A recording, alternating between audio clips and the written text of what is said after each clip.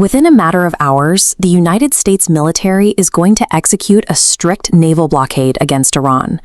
The financial shockwaves from this single maneuver will immediately hit the global economy.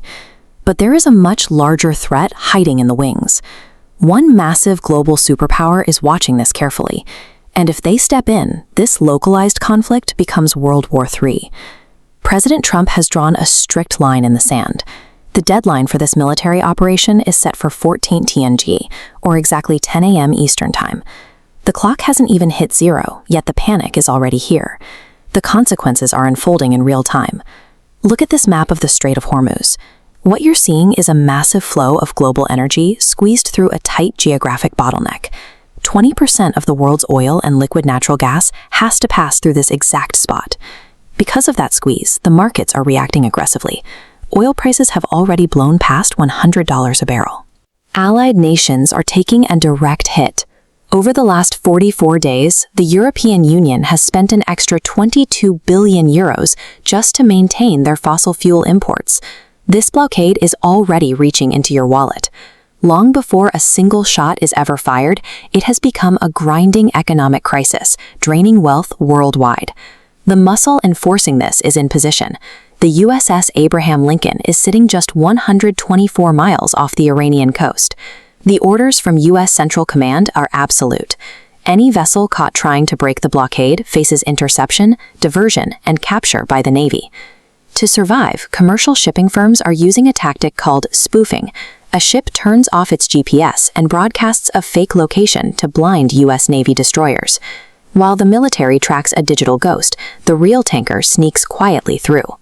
By dropping a military net over the region, the blockade forces the entire global shipping industry to operate like smugglers, creating an incredibly volatile environment on the water. While the Navy locks down the ocean, the diplomatic efforts to stop this have completely fallen apart. Over the weekend, peace talks in Pakistan collapsed, and that failure has triggered a deeply unusual feud.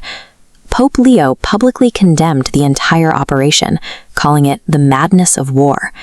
President Trump fired back almost immediately on social media, calling the Pope weak on crime, and claiming that if it weren't for him, the Pope wouldn't even be in the Vatican.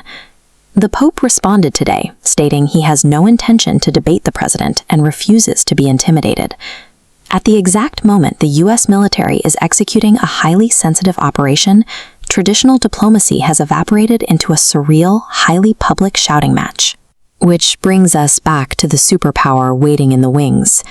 The nation capable of turning this blockade into a global war is China. If we look at this chart of oil distribution from the Strait of Hormuz, their exposure is obvious. China is the single largest recipient, taking in 31% of all the crude oil that passes through this route. Under international maritime law, boarding a foreign-flagged ship without permission is an act of war. Because the U.S. has mandated the capture of any ship violating the blockade, the Navy is now pointing its guns directly at Chinese-owned oil tankers. The strict rules of this operation have created a fatal intersection. It pits U.S. military enforcement directly against China's absolute dependency on energy. Security experts are already warning about China's contingency plan.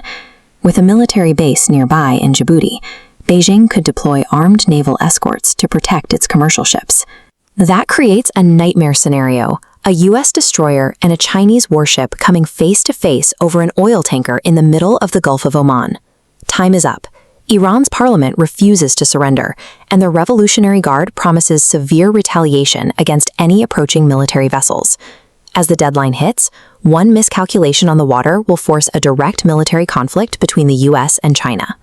Let me know your thoughts in the comments, and make sure to hit subscribe so you don't miss our emergency updates as this plays out.